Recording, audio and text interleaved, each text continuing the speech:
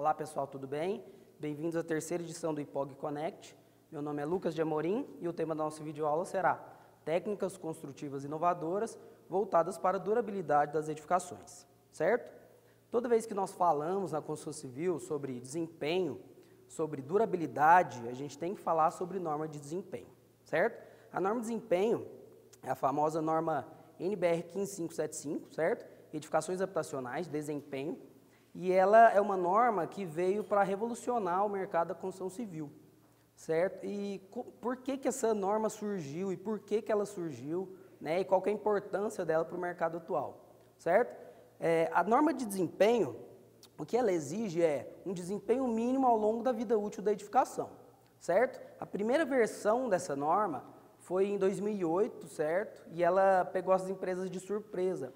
Então, a maioria dos empreiteiros e a maioria das construtoras, elas não tinham a noção do que era a norma de desempenho e elas achavam extremamente oneroso que se utilizasse dos argumentos que a norma de desempenho utilizava, certo? Então, foi feita uma reavaliação e foi inserido um comitê técnico para que em 2 anos, né, até 2010, se fizessem algumas abrangências, algumas ingerências na norma de desempenho, para que ela fosse reavaliada e para que algumas empreiteiras e algumas construtoras conseguissem se adequar melhor à norma de desempenho, certo? Ainda assim, em 2010, mesmo depois de todo um estudo, depois de todo um comitê técnico de reavaliação, as construtoras e empreiteiras não estavam preparados ainda para a norma de desempenho, certo? Então, o novo comitê técnico foi reinserido, foi reavaliado algumas lacunas da norma, certo? E essa norma de desempenho, nos exatos 19 de julho de 2013,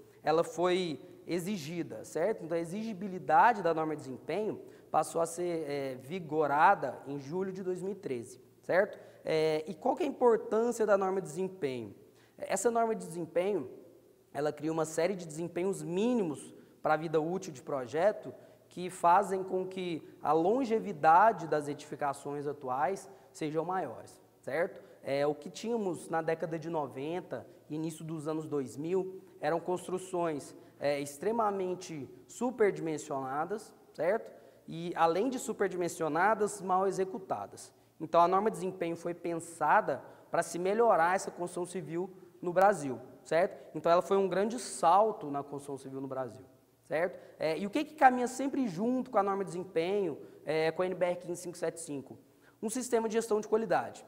Então, quando eu falar aqui para vocês sobre técnicas inovadoras, sobre durabilidade da construção civil no Brasil, eu vou falar muito sobre sistema de gestão de qualidade, vou falar muito sobre desempenho, certo? Também vou falar sobre durabilidade, sobre alguns custos inerentes à implantação desse sistema, certo? Muita gente acha que implementação do sistema de qualidade é muito cara, e não, na verdade não é, certo? Se você for colocar em números exatos, para que se insira um sistema de gestão de qualidade, uma construtora ou uma empreiteira, ela vai ter um acréscimo de cerca de 5 a 7% do seu capital que ele já inseria, certo? Então, não é um dispêndio muito grande para construtoras e empreiteiras, né, visto a grande qualidade da sua construção depois da inserção de um sistema de gestão de qualidade, certo?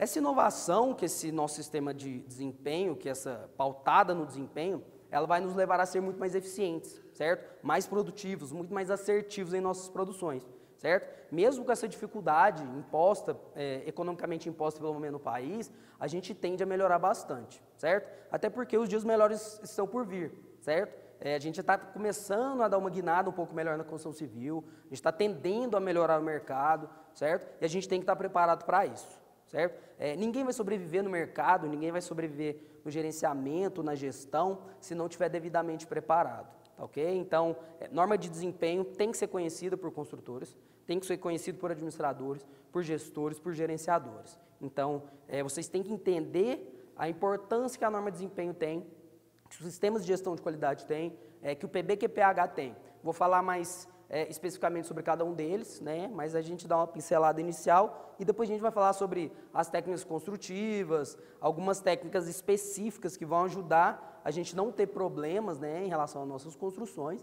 certo? Então vamos lá. Um fator da norma de desempenho, um fator que que ajudou muito a norma de desempenho a ganhar força foi que o PBQPH, que é o Programa Brasileiro de Qualidade e Produtividade do Habitat, ele passou a ser exigido em alguns financiamentos de Caixa Econômica Federal, de Banco do Brasil, inclusive a nível nacional, através do BNDES, né, do Banco Nacional de Desenvolvimento Social. Então, só para dar um exemplo para vocês, se vocês esperam financiar uma casa da Caixa Econômica Federal, ou se na sua empresa você quer pleitear isso, é imprescindível que você obedeça alguns itens da norma de desempenho, certo? Então, a importância dela é primordial, certo? Ela passou a ser exigida a partir da portaria número 13 do SIAC, né? E hoje a empresa somente consegue uma certificação de um sistema de gestão de qualidade se ela tiver o cumprimento do requisito do PBQPH, certo? Então, isso é imprescindível, certo? Ao final dessa aula eu vou falar um pouquinho mais sobre o sistema de gestão de qualidade, como que ele funciona, quais são os documentos que a empresa precisa para poder se certificar com o sistema de gestão de qualidade, certo? Para que ele consiga um nível A de sistema de gestão de qualidade, de uma certificação, certo? Não é um caminho muito fácil, é um caminho que exige muita competência, que exige o englobamento de todos os funcionários de uma empresa, mas que traz uma qualidade excelente para a obra de vocês, tá ok? Vamos para o próximo slide. Então, não é possível, por exemplo, eu financiar uma casa pela Caixa Econômica Federal se eu não cumprir esses requisitos da norma de desempenho, certo? Então, ela é fundamental. E ela vale tanto para obras da Minha Casa Minha Vida, como para qualquer outro tipo de edificação, né, que eu esteja tentando pleitear esse financiamento pela Caixa Econômica Federal, certo? Então, eu vou falar ao longo da nossa videoaula que as exigências dela não são exigências tão grandes, mas que tendem a melhorar muito o mercado da construção civil. Os benefícios do PBQPH. Então, quais são os grandes benefícios para o gestor, para o gerenciador, para o empresário? Então, quando você tem um PBQPH, então quando você obedece a algumas normativas, alguns itens da norma de desempenho, você consegue financiamentos junto ao Banco do Brasil, financiamentos junto à Caixa Econômica Federal e ao Banco Nacional de Desenvolvimento Social, certo? Então, ela propicia, além disso, algumas empresas que estão com esses requisitos do PBQPH a participar de licitações, tanto municipais quanto estaduais, certo? Então, hoje em dia, muitas empresas recorrem a grandes licitações e se elas não cumprem esses requisitos de norma de desempenho, de PBQPH, elas também não conseguem pleitear obras licitadas, tá ok? Então, ela oferece às empresas, além disso, qualidade sistemática em suas construções. Então, a empresa que segue as normativas de norma de desempenho, as empresas que seguem as normativas de PBQPH, elas, imprescindivelmente, elas conseguem uma qualidade de edificação muito melhor, certo? Isso vai gerar o quê? Muito menos manifestações patológicas, muito menos problemas de edificação, certo? Então, a norma de desempenho, ela veio a partir da década de 90, né? A partir da década de 90 o PBQPH foi lançado e foi um grande instrumento para a melhoria da construção civil. Toda vez que a gente fala de desempenho, a gente tem uma dúvida muito grande, os gestores, os engenheiros, os arquitetos têm uma dúvida muito grande do que é o desempenho, certo? O que é o desempenho? É o comportamento em uso de uma edificação e de seus sistemas, certo? Essa minha passagem é um item retirado da norma de desempenho, da primeira parte da norma de desempenho, que é a parte que fala sobre requisitos gerais, certo? Então, resumidamente, o bom desempenho é atendimento das necessidades humanas, construir ou reformar, gerando sempre o bem, certo? Então, vamos lá, pessoal. Então, quais são os requisitos para que eu tenha um bom desempenho? Então, vamos entender primeiro o que é um desempenho. O que a norma de desempenho fala para a gente? O que a NBR 15575 fala para a gente? Então, ela fala que as construções têm que ter um desempenho mínimo, certo? O que é esse desempenho mínimo? Ah, professor, mas eu não entendo o que é esse desempenho mínimo que a norma exige de mim. Como é que eu vou saber qual que é o desempenho mínimo?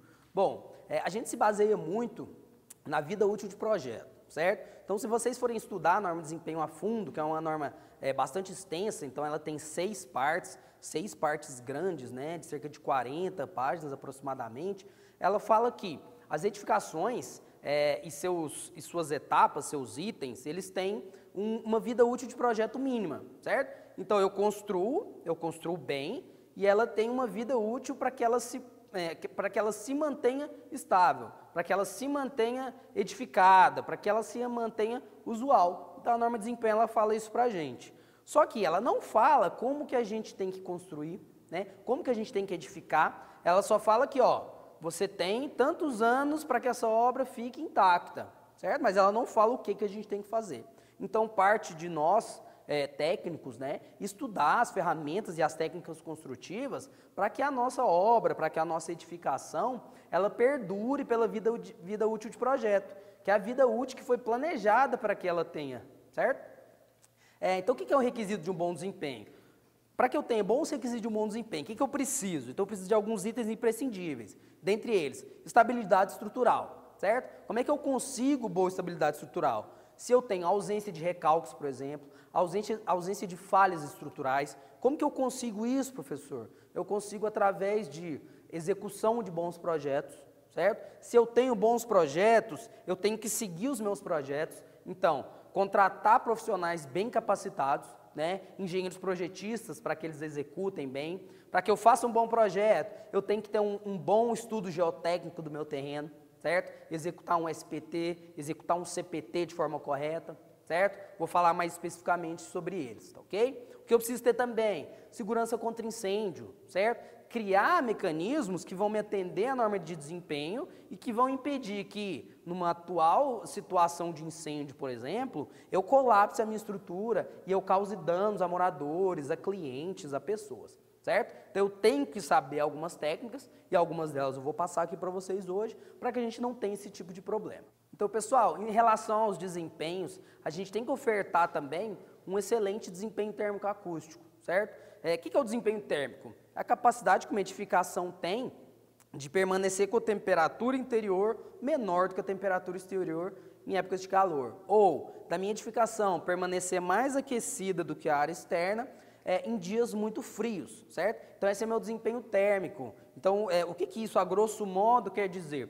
Quer dizer que, numa situação de muito calor, a pessoa que está dentro da edificação, ela tem que ter um conforto térmico bacana, então ela não pode passar um calor muito grande. Assim como nas situações de grande frio.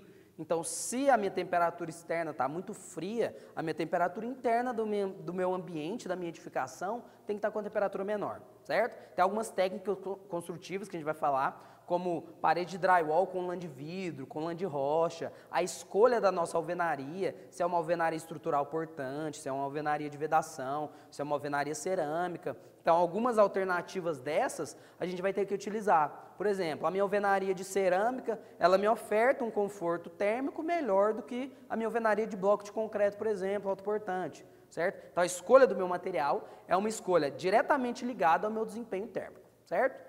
Em relação ao nosso desempenho acústico, a gente também tem vários problemas em relação à edificação, né? Principalmente em edificações muito antigas, que as edificações antigas ofereciam um conforto acústico muito ruim. O que isso quer dizer? Que eu morava num prédio, por exemplo, eu moro num prédio que eu consigo escutar claramente as vozes do meu vizinho, certo? Hoje em dia a norma não permite isso mais, certo? Não só em relação a isso, mas ela fala alguns itens muito pontuais, por exemplo, ela define a decibelidade do som, certo? Então, de um pavimento para outro, eu tenho um limite de decibéis que eu posso suportar entre os pavimentos tipo, tá ok? Então, ela é muito ferrenha a norma de desempenho. Ela realmente veio para poder inovar o mercado da construção civil no Brasil. Então, ela é uma norma que tem que ser exigida, só que ela é uma norma difícil de ser exigida, certo? É uma norma difícil de ser cumprida. Então, eu tenho que conhecer ela a fundo, certo? Em relação ao desempenho lumínico, ela também fala muita coisa para a gente sobre desempenho lumínico, né? Quanto que eu tenho que ter um mínimo de luminescência para que eu trabalhe, para que eu faça as minhas atividades diárias, certo? Fala muito sobre conforto tátil, vou falar isso também, conforto antropodinâmico, que fala sobre as diversas atividades humanas, e ela veio como um novo padrão de qualidade, certo? Padrões de qualidade que a gente tem que seguir, tá? Então, vamos falar um pouquinho sobre as 6 partes diferentes da norma de desempenho. Então, a norma de desempenho fala sobre 6 partes diferentes. A primeira parte dela fala sobre requisitos gerais, né? Fala sobre itens de estanqueidade, luminescência, uma parte global, certo? Que aborda muita coisa da construção civil. A segunda parte, ela fala sobre estruturas, que a gente vai ter que tomar um cuidado.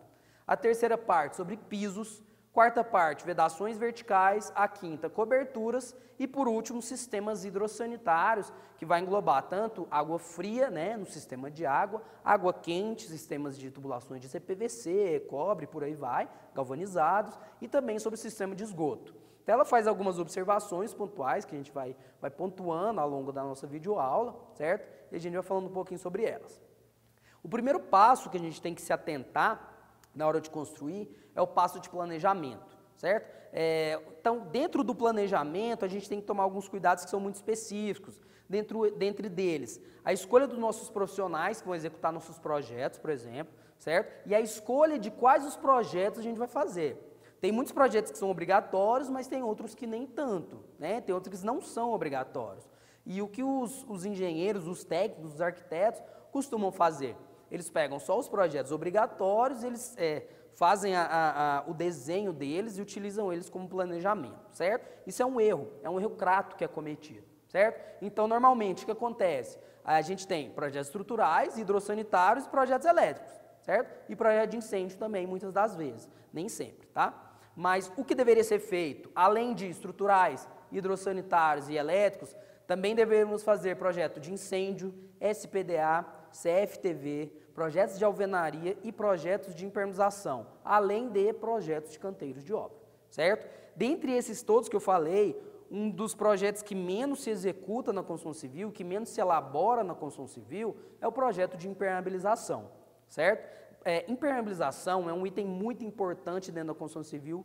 Por quê, pessoal? Porque a ausência de projetos de impermeabilização ou a má execução de projetos de impermeabilização, eles acarretam uma quantidade gigantesca de manifestações patológicas, uma quantidade gigantesca de falhas construtivas. Então, projetos de impermeabilização são imprescindíveis para a construção civil, ok? A gente vai abordar sobre algumas técnicas de impermeabilização, dentre elas, ok? E o mais importante também, compatibilizar todos os projetos. Então, se a gente executa os projetos, a gente tem que compatibilizar para que todos os projetos falem a mesma língua, certo? Para que eu não tenha, por exemplo, uma tubulação hidrossanitária, uma prumada passando dentro de um pilar ou tentando vazar um vigamento, tá ok?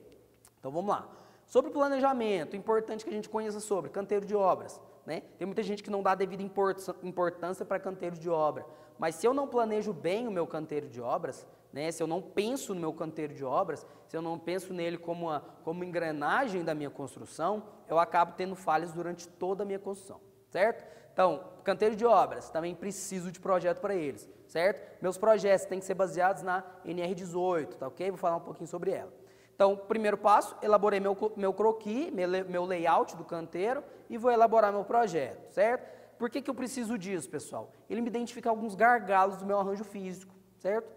Se eu estou, por exemplo, na minha edificação e ela tem uma árvore muito grande e que eu não vou usar essa árvore no meu projeto, ela é um gargalo, certo? Então ela precisa ser retirada para que eu faça sistematização do meu terreno, para que eu faça meu corte a aterro e para que eu consiga executar minha obra sem esse gargalo, ok? A grande maioria dos canteiros não fazem esse tipo de coisa. Então eles querem executar a obra, querem executar de forma sem planejamento e isso causa grandes problemas, ok? Isso vai gerar perdas, desperdícios, falta de cronologia correta e falta de cronologia das minhas etapas construtivas. Então, a gente vai acabar encavalando algumas atividades, o que não é interessante, tá? Para o meu planejamento, ok? O que meu projeto de canteiro de obras também vai me delimitar? Meus perímetros, ele vai definir todos os meus perímetros, né? Quais são as minhas vizinhanças, se eu tenho uma vizinhança que está muito próxima da minha, que pode me acarretar algum problema. Eu vou locar os meus pilares através do meu layout, do meu croquis. Vou definir meus portões de entrada, meus portões de saída, entradas de clientes, entradas de materiais que devem ser diferentes, certo? Vou locar minhas árvores se preciso, locar minhas instalações provisórias, meus locais de armazenamento, calha de remoção de entulhos, se for uma edificação vertical, por exemplo, locação de betoneira, grua, guincho, aonde vão meus agregados miúdos, graúdos, meu cimento, argamassas e por aí vai, certo? Além disso, minhas centrais de aço, por exemplo, são muito importantes, por quê? Porque o aço ele é um insumo que ele tem um preço muito alto, né? E ele tem sofrido constantes acréscimos de preço, certo? Então ele sofreu um último acréscimo de cerca de 8% o aço, então não é um insumo muito barato, certo? E que ele não é tratado da forma como deveria, certo? O armazenamento do aço ainda é feito de forma muito incorreta. Então, a forma correta de se armazenar o aço é distante do solo, certo? Para que ele não se oxide, que ele não entre em processo de enferrujamento, tá ok? Tem muita gente que acha que o aço oxidado, ele não pode ser utilizado na construção civil. Ele pode ser utilizado, desde que ele não tenha perdido o diâmetro nominal e que ele não tenha se soltado, né? Se ele permanecer com aquele diâmetro nominal, ele pode ser utilizado sim, mas a gente tem que tomar muitos cuidados com a oxidação dele, certo? Assim como armazenamento de cimentos, armazenamento de argamassas. A gente sabe que cimentos e argamassas são aglomerantes hidráulicos, certo? O que acontece com os aglomerantes hidráulicos? Em contato com água, eles se enrijecem e eles perdem completamente a capacidade ligante deles, a capacidade aglomerante deles. Em relação aos cimentos e às argamassas, são aglomerantes hidráulicos que, quando em contato com umidade, eles se enrijecem e não podem ser mais usados, né? Tem muita gente que, quando o cimento se enrijece por alta umidade, ele quebra aquele cimento e reutiliza ele. Não, ele perdeu as capacidades aglomerantes, ele não pode ser mais utilizado. Tá, ok? Então, por isso que o armazenamento dele é muito importante e por isso que o planejamento do canteiro de obras é muito importante, tá, ok? Em relação ao armazenamento de madeira, a gente tem o mesmo problema, né? As madeiras são insumos que não se casam muito bem com umidade, certo? Então, quando a gente tem uma madeira em contato com alta umidade, ela perde a capacidade de tração e de compressão dela, o que não é interessante para a gente, certo? Em relação às chapas compensadas, que também são madeiras, que são muito utilizadas em formas de concreto, é ainda mais perigoso, porque se eu tenho uma chapa de compensado, ou se eu tenho uma madeira que ela perde capacidade resistiva, as minhas formas de concreto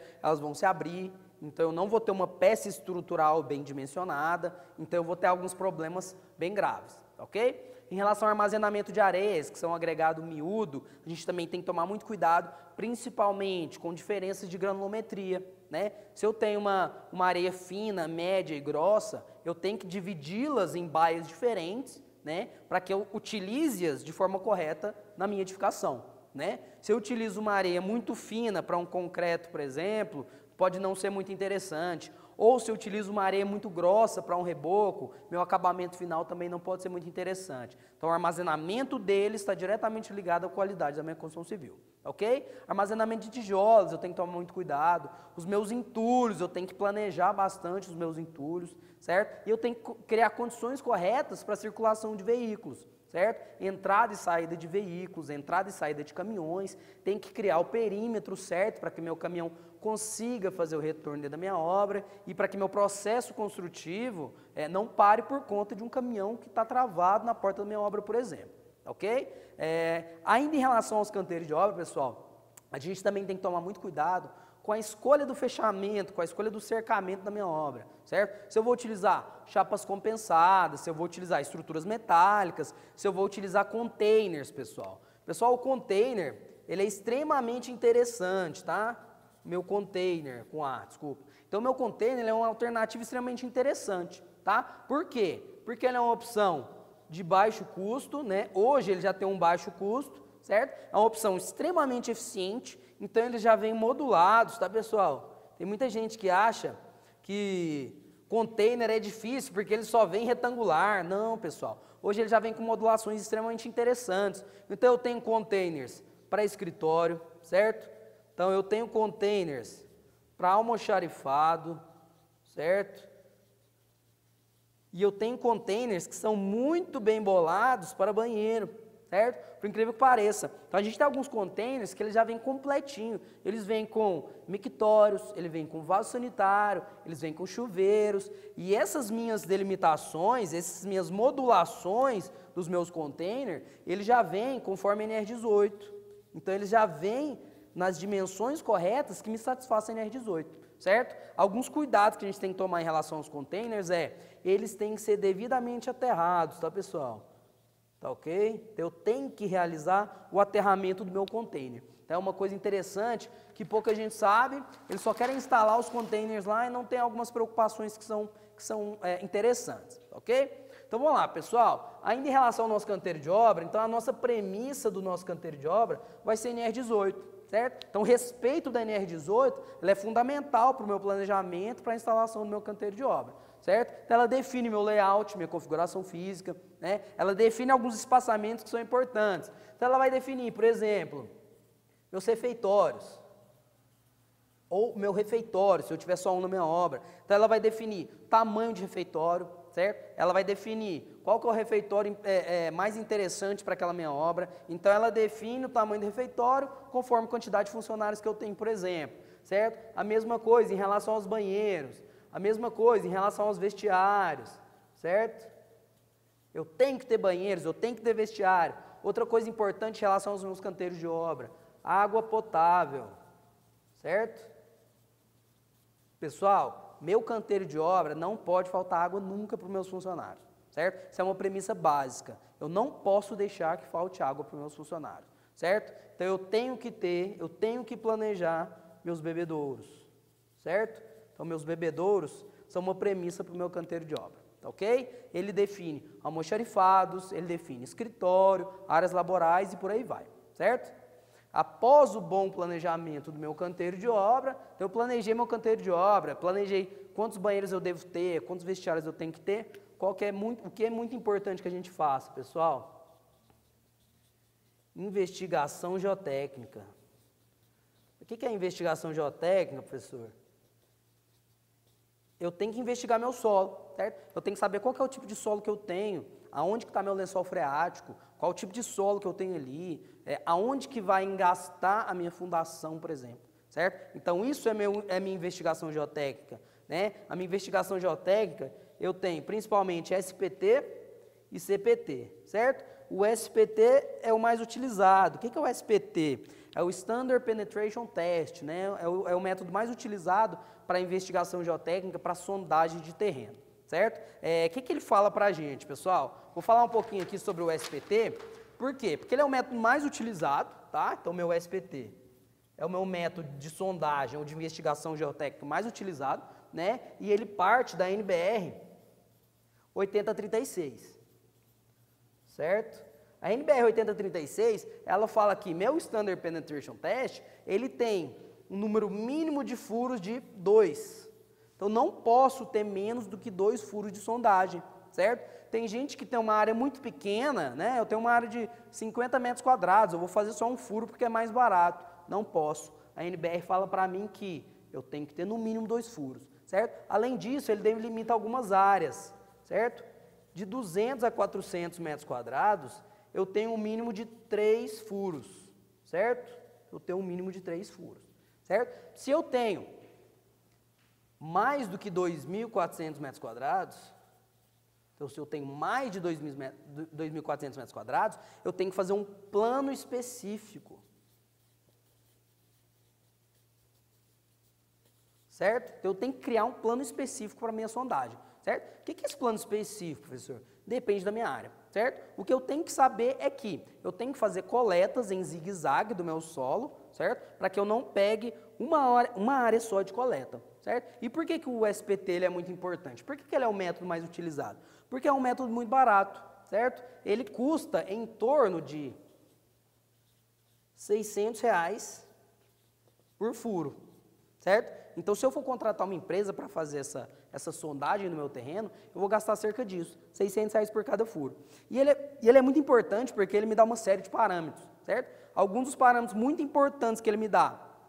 Aonde está meu lençol freático, certo? Então, ele vai mostrar para mim se eu tenho um lençol freático muito aflorante ou se eu tenho um lençol freático extremamente profundo. Isso vai ser base para que eu defina a minha fundação.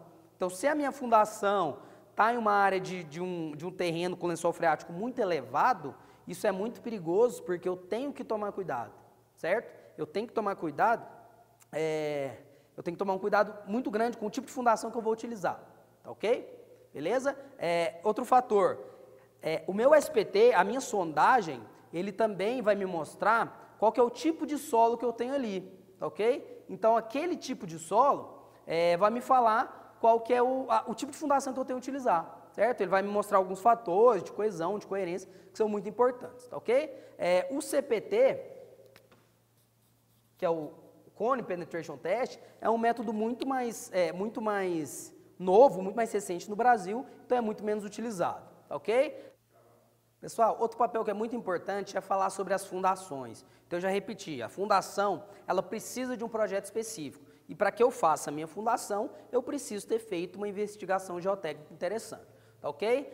Outro fator importante, principalmente em relação à viga baldrame, pessoal. A viga baldrame, ela recebe as impermeabilizações de forma muito incorretas, tá? Então, minha viga baldrame, o que todo mundo faz em relação à viga baldrame? Eles executam a impermeabilização com emulsão asfáltica só da minha viga baldrame. O que é muito importante, que é o pulo do gato para muita gente, é impermeabilizar as primeiras fiadas, certo? Como assim, professor? Como que eu vou impermeabilizar as minhas primeiras fiadas? Bom, a minha viga baldrame, ela precisa sim de receber emulsão asfáltica, né? Que é aquela pintura preta que todo mundo utiliza, né? Em toda a sua conformação, nas laterais e na cabeça. E as primeiras fiadas do meu tijolo, que é aquelas que vêm em cima da minha viga baldrame, precisam de uma impermeabilização. Como? Inserção de aditivo na minha massa de assentamento. Então, se eu for colocar minha alvenaria de vedação ou minha alvenaria de bloco estrutural, seja lá qual for, eu tenho que aditivar a minha massa e eu tenho que fazer esse sistema de impermeabilização, porque senão eu vou ter uma grande manifestação patológica que acontece na grande maioria das edificações, que é infiltração ao pé de parede, que é aquela que acontece por capilaridade, né? A água tende a subir e faz uma zona de infiltração muito grande em torno das paredes, certo? Então são detalhes que pouca gente faz, tá ok? E qual que é a porcentagem de aditivo que eu tenho que fazer? Eu tenho que colocar 4% em relação à massa do meu cimento. Então, por exemplo, eu tenho que colocar 2 litros de aditivo para cada 50 quilos de cimento, tá ok? Isso vai impedir em muito que eu tenha infiltração de pé de parede, tá ok? Vamos lá então, pessoal. Então, em relação ao sistema de impermeabilização, vou falar só sobre um pouquinho deles, mas a gente tem impermeabilizações rígidas, impermeabilizações lamilares, impermeabilizações com mantas, certo? Em relação às rígidas, são os aditivos que a gente insere na massa ou no concreto. As laminares, ou por melação, são as emulsões asfálticas, que é a pintura preta, e algumas argamassas poliméricas, né, que a gente utiliza muito para banheiros. Então, o sistema de impermeabilização mais utilizado para banheiros, área de serviço e cozinha são as argamassas poliméricas, que são extremamente eficientes, né, e que têm um custo-benefício bacana, certo? Alguns outros tipos de impermeabilizações, que são baseados em mantas, são muito utilizados para áreas grandes, né, grandes lajes e grandes terraços. Por quê? Porque minhas lajes, meus terraços, eles ficam sujeitos a fissuração, oscilações. Então, se eu tiver uma impermeabilização rígida, por exemplo, ela vai fissurar e vai acabar com o meu sistema impermeabilizante. Tem que partir para algumas outras técnicas, como mantas não aderidas, que vão permitir uma certa flutuação do meu sistema impermeabilizante, ok? Então, vamos lá. Em relação às minhas alvenarias, então eu já falei um pouquinho sobre elas, mas o que eu tenho que tomar cuidado é a escolha do meu tipo de alvenaria, certo? Se eu tenho uma alvenaria de bloco estrutural, de alvenaria estrutural ou de alvenaria autoportante, eu tenho que ter projetos muito específicos, que vão definir quais são os pontos de grauteamento, né? Quais são as minhas amarrações, né? E se eu escolho, por exemplo, uma alvenaria de cerâmica, que me oferece um melhor conforto térmico e acústico, eu tenho que fazer também projeto de amarração, projeto de primeira fiada, que vai me definir onde vão ficar as portas, e já as portas, né, por exemplo. E um cuidado muito grande que a gente tem que tomar, e que pouca gente executa, é cuidado com vergas e contravergas, pessoal. O que mais se tem na construção civil são fissurações por falhas ou por ausência de vergas e contravergas, certo? Como que eu executo vergas e contravergas, pessoal? Ó, a minha verga e a minha contraverga, ela precisa ter 1/5 do vão ou um valor mínimo de 20 centímetros, certo? Eu não posso ter vergas e contravergas menores do que 20 centímetros, certo? Não posso, tá? E o que essa ausência de vergas e contravergas elas vão causar pra gente, pessoal? Se eu tenho a minha portinha lá, se eu tenho a minha esquadria, se eu não executo essa minha verga de forma correta, então se ela não existe, o que acontece demais? Elas vão ocasionar fissurações. A mesma coisa com janelas, em relação à contraverga, que é a parte de baixo. Então, se eu não tenho a minha contraverga, né, com espaçamento correto, ela também vai ocasionar uma série de fissurações, certo? Isso é um detalhe importante que pouca gente executa ou que pouca gente executa de forma correta, tá? Eu também posso fazer ela com blocos de canaleta, ok, pessoal? Meus blocos de canaleta precisam ser canaletas de concreto, tá ok? E elas precisam ter, no máximo, 2 metros, certo? Então, eu preciso ter um máximo de 2 metros. Não posso fazer vergas e contra-vergas com mais de 2 metros, tá ok? Então, é um detalhezinho técnico importante para vocês, certo? Então, vamos lá, pessoal. Então, a gente tem sempre que impedir que aconteçam fissurações, porque essas fissurações, elas são um caminho livre para infiltrações, certo? E toda vez que a gente tem infiltração, além de criar um ambiente insalubre, né, um ambiente que me dê mofo, que me dê bolor, ela também está ferindo a norma de desempenho, ok? É claro que a norma de desempenho não tem poder de lei, mas ela está cada vez mais vigente, certo? Ela está cada vez mais arraigada na construção civil, e a tendência é que isso aumente ainda mais, certo? Rebocos. Vou falar um pouquinho sobre revestimento argamassado, certo? Nossos revestimentos argamassados, a gente tem que tomar um cuidado muito grande com ele também, porque rebocos muito espessos, rebocos muito grandes, eles também causam uma quantidade muito grande de infiltrações por conta da retração que ele causa, né? Então, se eu tenho um reboco muito espesso, ele retrai, fissura demais, isso me causa uma série de problemas, tá? Qual que é o detalhe, o pulo do gato que eu vou passar para vocês? Rebocos muito espessos, com espessuras acima de 2,5 cm, eles precisam ser estruturados, certo? A gente chama de cheios, né? Então, o meu reboco, que ele tem até 2 centímetros, eu consigo fazer um cheio só, certo? Só com um cheio eu consigo fazer meu desempenho de forma tranquila, certo? E se eu tenho um reboco acima disso, o que eu preciso fazer? Eu dou meu primeiro cheio, certo? Estruturo ele com uma tela galvanizada, né? Tela tipo deployé ou tela tipo galinheiro galvanizada, e eu faço a minha segunda camada, meu reboco se estrutura. Isso evita que eu fissure meu reboco e eu evito que ele desplaque, certo? Então, meu desplacamento de reboco também é uma das grandes patologias que a gente encontra na construção civil, tá ok? Tomar alguns cuidados, churrasqueiras, por exemplo, utilização de tijolos refratários, né? Se eu tenho fornos de pizza, eu tenho que utilizar tijolos refratários. Por quê? Porque resistem até 1.200 graus Celsius, então são tijolos que têm que ser utilizados, certo? Então, a escolha do meu tijolo cerâmico, a escolha do meu tijolo, da minha alvenaria, ela é uma premissa para que eu tenha um bom conforto térmico, bom conforto acústico e por aí vai, certo? E a resistência a intempéries, por exemplo, certo? Acunhamento, eu também tenho que tomar muito cuidado com o acunhamento, né? Se eu estou elevando minha alvenaria e eu não conseguir chegar na minha viga superior, eu tenho que fazer meu acunhamento com tijolos maciços, tá ok? Isso vai ser importante para eu seguir a norma de desempenho e para que eu tenha um bom desempenho térmico, acústico e uma boa vedação, tá ok? Vou falar um pouquinho então sobre cada um dos pontos para que a gente finalize, tá ok? Em relação às instalações elétricas, um engenheiro civil pode executar até 75 kVA, ok? Um projeto elétrico. Então, a gente tem que ter circuitos independentes, uma seção mínima de bitola de 2,5 milímetros quadrados. Então, meus circuitos independentes, eles vão ser para onde? Ar-condicionado, chuveiros, cozinhas, onde a gente tem uma alta potência, tá ok?